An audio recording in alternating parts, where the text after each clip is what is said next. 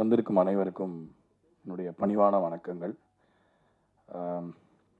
இது வந்து 3வது முறை $1 மில்லியன் ப்ரொடக்ஷன்ஸ் அண்ட் எம்ஆர்பி அவங்களோட அசோசியேட் பண்ணுறது. நான் ஒரு இன்டர்வியூவில் சொன்னேன், நேற்று தான் வந்து யுவராஜையும் மகேஷ் அவர்களையும் மீட் பண்ண ஒரு ஞாபகம். நேற்று தான், லிட்டரலி நேற்று மீட் பண்ண மாதிரி இருக்குது. ஆனால் வந்து அதுக்குள்ளே 3வது படம் பண்ணி முடிச்சிட்டோம். நிறைய அதுக்குள்ளே நிறைய ஒரு, அதாவது ஒரு க்ரியேட்டிவிட்டி ரிலேட்டடாக நிறைய ஒரு பெரிய ட்ராவல், சினிமா எப்படி இருக்கணும், எந்த மாதிரி படங்கள் வரணும், ஒரு ரொம்ப லாங் ஜேர்னி மாதிரி தோணுது. பட் ரொம்ப ஷார்ட் டைமில் நடந்த மாதிரி இருக்குது. முதல்ல நான் ரொம்ப ரொம்ப தேங்க் பண்ணிக்கிறேன் யுவராஜ் அண்ட் மகேஷ் 2 பேருக்குமே. இந்த அற்புதமான ஜேர்னியில் வந்து என்னை தவிர்க்காமல் என்னையும் கூட கூட்டிகிட்டு போகிறதுக்கு நான் ரொம்ப ரொம்ப நன்றி கடன் பட்டிருக்கேன். நான் வந்து இந்த துறைக்கு மியூசிக் போட வந்தது வந்து எல்லோரும் கேட்பாங்க, என்ன என்ன பண்ணணும்னு நினைக்கிறீங்க, ஏன்னா எல்லாருமே வந்து எப்போ நம்பர் 1 ஆக போகிறீங்க அந்த மாதிரி ஒன்று கேட்பாங்க. பட் நான் வந்து அந்த மாதிரி எந்த நோக்கத்தோடையுமே வரல. ஒரு நல்ல படைப்புகளை பண்ணி அதை வந்து நம்ம பகிரும்பொழுது அந்த ஒரு நம்ம அது மூலமாக பண்ணுற ஒரு நல்லது வந்து ரொம்ப சஸ்டைனபிளாக இருக்கும். ஏன்னா வந்து இப்போ நம்ம ஒரு உயரத்துக்கு போகிறோம் அப்படின்னா ஒரே நாளில் அந்த உயரத்துக்கு போயிட்டு அதில் நிறைய ரிஸ்க் இருக்குது. ஏன்னா நம்ம திடீர்னு ஒரு உயரத்தில் தூக்கி வச்சிடுறாங்க. அதுக்கப்புறம் அந்த உயரத்தை வச்சுக்கிட்டு என்ன பண்ணுறது அப்படிங்கிறதுக்கு 10,000 பேர் 10,000 விஷயம் சொல்லுவாங்க. ஆனால் வந்து அந்த நோக்கமே நம்மளுக்கு கிளியராக இருக்காது. ஏன்னா அதுக்கப்புறமா நம்ம போன அந்த உயரத்தை அதை காப்பாற்றுறதுக்கே நம்மளுடைய வாழ்க்கை சரியாக போயிடுது. அதில் நம்ம பண்ணுறது சரியா, இசை சமூகத்தில் என்ன செய்யணும், ஜனங்களுக்கு எப்படி பயன்படணும், இந்த மாதிரி விஷயங்கள்லாம் வந்து நம்ம யோசிக்கிறது இல்லை. அந்த ஒரு ரீதியில் பார்க்கும்போது நான் இந்த சினிமா ஜேர்னியில் இதுவரைக்கும் நான் ஒர்க் பண்ண எல்லா டைரக்டர்ஸ், எல்லா ப்ரொடியூசர்ஸ் எல்லாருக்குமே ஒரு தேங்க்ஸ் சொல்லிக்கிறேன். இந்த இடத்துல நல்ல நல்ல படைப்புகளை, நல்ல படங்கள்லாம் வந்து என்னை பணிபுரியறதுக்கு ஒரு வாய்ப்பு கொடுத்ததுக்கு எல்லாருக்கும் நன்றி சொல்லிக்கிறேன். டூரிஸ்ட் ஃபேமிலி இந்த படம் ஆரம்பிக்கும் பொழுது விஜய் தான் வந்து என்னுடைய ஆல் இன் ஆல். இந்த படத்தோட கிரியேட்டிவ் ப்ரொடியூசர் விஜய். ஸோ அவரும் ஒரு முக்கியமான காரணம். நான் இன்னைக்கு வந்து நான் என்னெல்லாம் சாதிச்சிருக்கேன்னு நான் நினைக்கிறேனோ அது எல்லாத்துக்குமே வந்து அதில் ஒரு அப்சல்யூட்லி ஒரு 50% பங்கு அவருக்கு போகும்.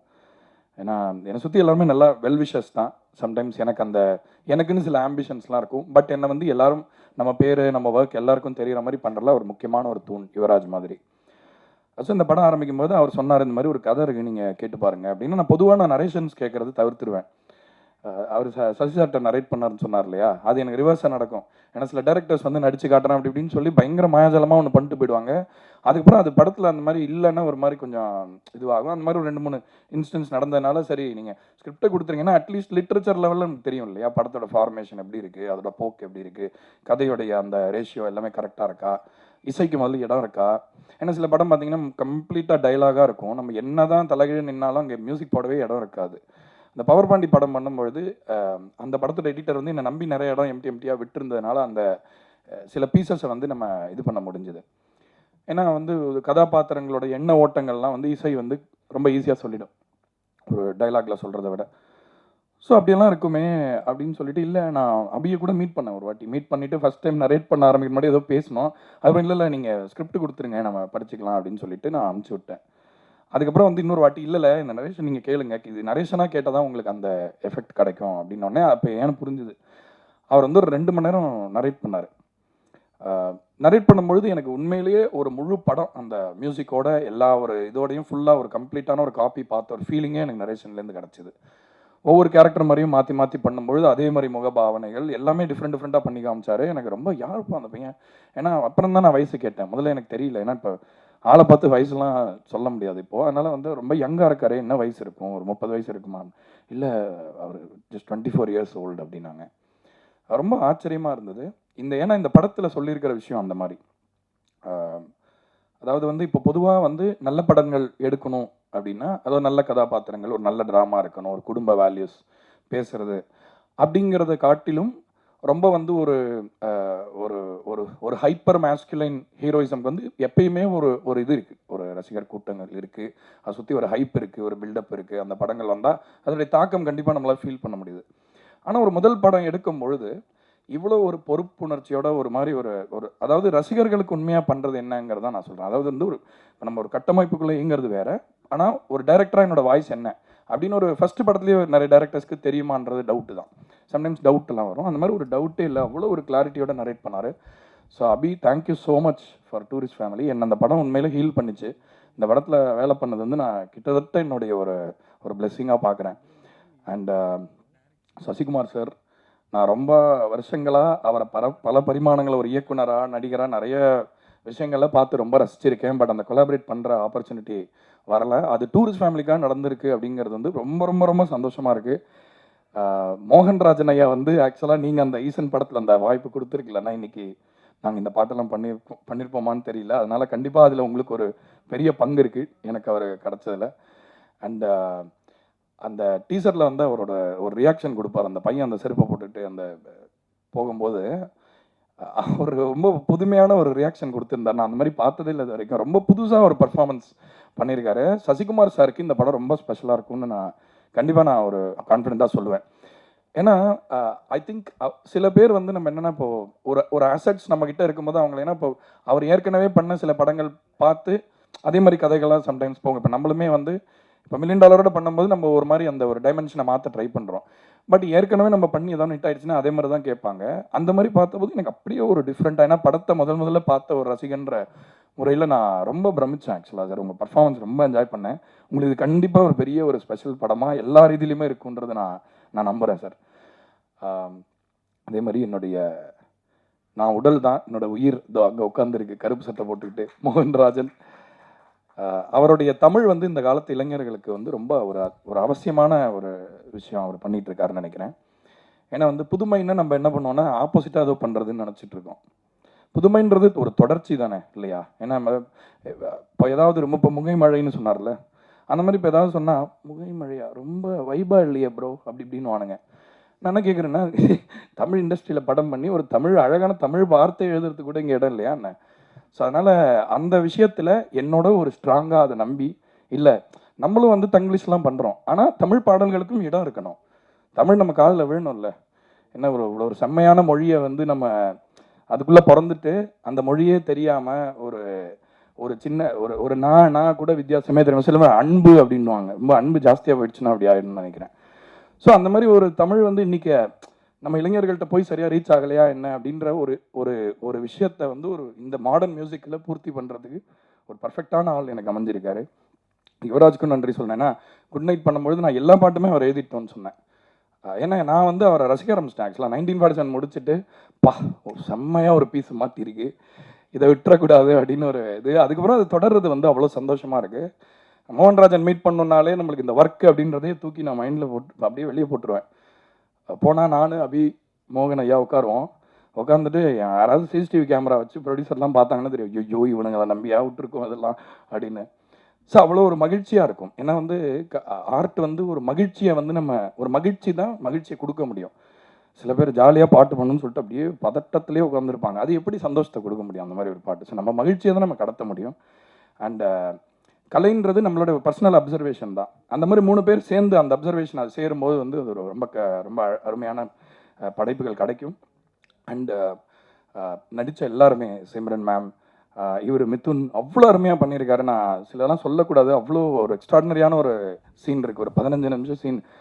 ஒருத்தர் இவங்கெல்லாம் அவங்களன்னு போட்டு நடிச்சிருப்பாங்க. அந்த சீன் தான் எனக்கு ரொம்ப ஃபேவரட்டான ஒரு சீன். ஒரு பெரிய சீன் ஒன்று வரும் படத்தில், நீங்கள் தேட்டரில் ரொம்ப என்ஜாய் பண்ணுவீங்க.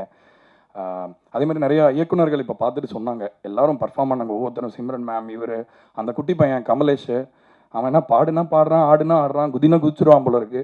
அவ்வளோ ஒரு துடிப்பான ஒரு ஒரு ஒரு குழந்தையா இருக்கான் அவன். ஸோ வந்து இந்த படத்தில் நீங்கள் பார்த்தீங்கன்னா அந்த போஸ்டர்லேயே பார்த்துருவீங்க, ஒரு குடும்ப வேல்யூஸ் அப்படின்றது வந்து இன்றைக்கி வந்து பழைய விஷயம் மாதிரி பேசுகிறாங்க. அதுக்கு முற்றிலும் நான் வந்து அதுக்கு என்னுடைய கண்டனத்தை தெரிவிச்சுக்கிறேன். ஏன்னா குடும்பங்கள் தான் வந்து நம்மளுக்கு நல்ல விஷயத்த ஞாபகப்படுத்த முடியும். இப்போ என்னோட குடும்பம் இல்லைன்னு நான் இங்கே இருக்க முடியாது, இந்த தொழிலையே இருக்க முடியாது முதல்ல. ஸோ நிறைய பேர் சொல்லுவாங்க குடும்பம் தானே தடுக்குது இதெல்லாம் அப்படின்னா. உண்மையிலேயே உங்கள் மேலே அன்பு வச்சுக்கிறவங்க எப்படியாவது உங்களை அதாவது நீங்கள் தப்பு பண்ணுறீங்கன்னா முதல்ல அவங்க தான் உங்களை கேள்வி கேட்பாங்க, ஏன் தப்பு பண்ணுற அப்படின்னு. அப்போ உங்களுக்கு வந்து நல்ல நல்ல விஷயங்கள்லாம் சொல்லி சோப் அடிக்க மாட்டாங்க. அதே நேரத்தில் நீங்கள் உங்கள் வீழ்ச்சி அடையும் பொழுது நீங்களே ஓகே நான் விழுந்துட்டேன் அப்படின்னு நினைக்கும் போது உங்களை பிடிச்சி தூக்கி இப்படி நிறுத்துவாங்க. அதுதான் குடும்பம்ங்கிறது.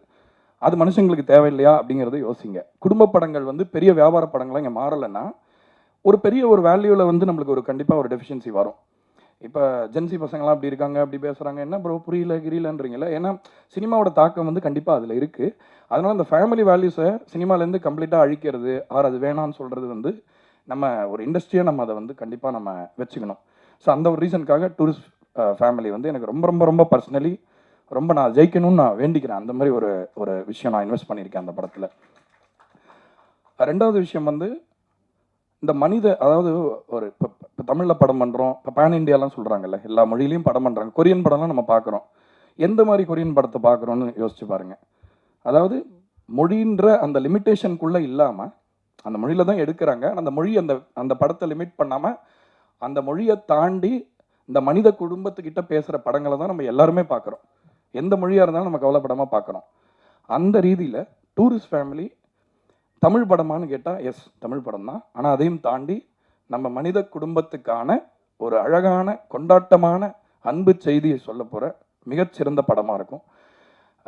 மே வந்து ஒரு ஸ்பெஷலான மாதம், சம்மர் எல்லாம் இருக்கும். ஆனால் எங்களுக்கு கான்ஃபிடென்ஸ் இருக்குது தட் இந்த படம் கண்டிப்பாக கலெக்ஷன் நம்பர்ஸ் அதெல்லாம் அப்புறம், ஆனால் ஜனங்கள் ரொம்ப ரொம்ப ரொம்ப கொண்டாட போகிற ஒரு படமாக இது இருக்கும். இதை வந்து நான் லப்பர் பந்து பார்க்கும்போது ஃபீல் பண்ண அந்த டேரக்டர் சொன்னேன், நீங்கள் வந்து எதுவுமே கவலைப்படாதீங்க, எப்படி இருந்தாலும் ஓகே இந்த படம் வந்து, ஏன்னா ஃபேமிலி வேல்யூஸ் திரும்ப திரும்ப ஒர்க் ஆகுதுன்றதை நம்ம மக்கள் காட்டிக்கிட்டே இருக்காங்க.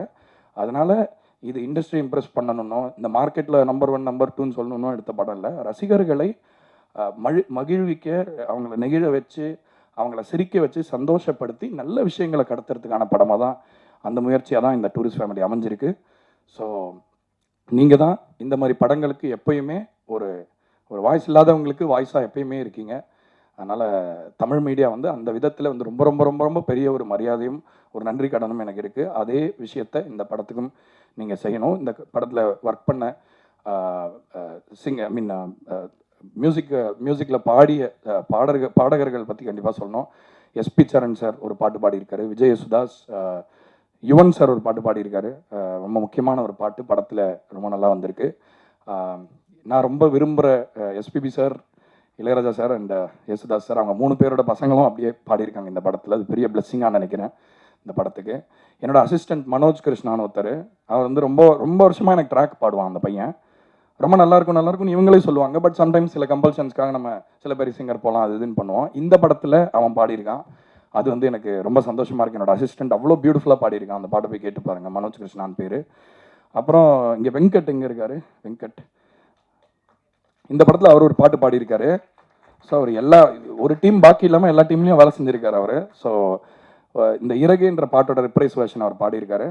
நான் போன படத்துலையும் வேற ஒரு லாங்குவேஜில் பாடினாரு. அதுக்கும் இதுக்கும் பெரிய டிஃப்ரென்ஸாக இருக்குது. மியூசிக்னா அப்படியே ஒரு மூச்சு மாதிரி இருக்குது அவருக்கு. எப்பவுமே ஆசைப்படுறவங்களுக்கு தான் ஒரு விஷயம் கிடைக்கும். எவ்வளோ அறிவு இருந்தாலும் கிடைக்காது. ஆசைப்படுறவங்களுக்கு அது மேலே ஒரு டிவோஷன் இருக்கிறவங்களுக்கு கிடைக்கும். ஸோ உங்களுக்கு நீங்கள் இன்னும் நிறைய பெரிய பெரிய பாடல்கள் பாடணும்னு கேட்டுக்கிறேன். அதே மாதிரி இந்த பாடல்களை மிக்ஸ் பண்ண Ashwin George, John, Vivek Thomas, Balu Thankachan எல்லாருமே நீங்கள் கேட்ட எல்லா ஹிட் பாடல்களுக்கும் பெரிய உழைப்பை போடுறாங்க. அவங்களுக்கு என்னோட நன்றி. என்னோட என்டையர் டீம், என்னோட அசிஸ்டன்ட் சபரி கிருஷ்ணா, அவனுக்கு ரொம்ப ரொம்ப நன்றி. ஏன்னா இந்த படத்தில் அதாவது வீட்டில் அப்பாவுக்கு பிரச்சனைன்னா அப்பாவுக்கு பிரச்சனை மாதிரி இருக்கும், ஆனால் அப்பா கூட அம்மா இருப்பாங்கல்ல, அவங்களுக்கு தான் மேஜர் அடி விழும். ஸோ அது மாதிரி நம்மளுக்கு அடி விழுறதோட அசிஸ்டன்ட்ஸ்க்கு தான் ரொம்ப இன்னும் டபுள் ஒர்க் இருக்கும். ஸோ அதெல்லாம் கொஞ்சம் கூட பொருட்படுத்தாமல் ஒரு மிட் நைட் அது இதுன்னு பார்க்காம, சின்ன பசங்க தானே பாவம், அவங்களுக்கும் வந்து ரொம்ப அந்த உழைப்பை போடும்போது சில உடல் ரீதியான கடினங்கள் இருக்கும். ஆனால் துளி கூட எதுவுமே பொருட்படுத்தாமல் இந்த படத்தில் உழைச்சிருக்காங்க. இது எல்லாமே எதனால் அப்படின்னா, அபிஷன்ற ஒரு டைரக்டர் டூரிஸ்ட் ஃபேமிலின்ற ஒரு படத்தை எடுத்துகிட்டு வந்ததுனால தான். அந்த படத்துக்கான, ஏன்னா இப்போ ஒரு படம் எல்லா படமும் பண்ணுறாங்க, ஒரே பேஷனோட எல்லா படத்துக்கும் கொடுப்பாங்கன்னு சொல்ல முடியாது. இந்த படம் அதை அதை டிசர்வ் பண்ணுது அப்படிங்கிறதுனால ஆசையாக ரொம்ப லவ் பண்ணி இந்த படத்தை பண்ணியிருக்கோம். இந்த படத்தை முடிஞ்ச வரைக்கும் பெரிய வியாபார ரீதியான வெற்றி கிடைக்கும் அப்படின்னு நான் நம்புகிறேன்.